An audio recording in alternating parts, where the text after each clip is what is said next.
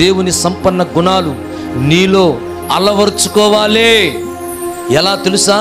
ఒక పెండ్లి కుమార్తె పెండ్లి కుమారుడు కొరకు చక్కని చారీ కట్టి చక్కని మరి నగలేసుకోను లేకపోతే మంచిగా సిద్ధపడి ఆ యొక్క వచ్చే వరుడు పెళ్లి కుమారుడు ఆ వచ్చే వ్యక్తి తనను చూసి ఇష్టపడినట్లుగా తనని తన భార్యగా చేసుకున్నట్లుగా ఆ బిడ్డ ఎలా అలంకరించబడుతుందో తెలుసా? చక్కగా అలంకరించ. స్త్రీ ఏం చేస్తుందంట? నన్ను చూసేవాడు నా భర్తగా ఉండాలి కాబట్టి నేను తనకు తగినట్టుగా నన్ను నేను అలంకరించుకోవాలి.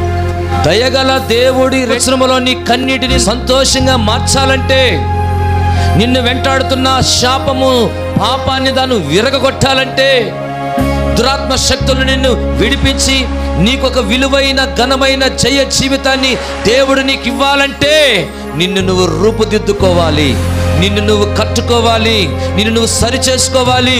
ఆ దేవుడైన పెండ్లి కుమారుడు ఎదుట ఆయన నిన్ను అగంతాన్ని ఇష్టపడినట్లుగా, ఆయన నీకు కోరినది ప్రతిది కూడా ఇచ్చినట్లుగా నిన్ను నువ్వు దేవునికి అలంకరించి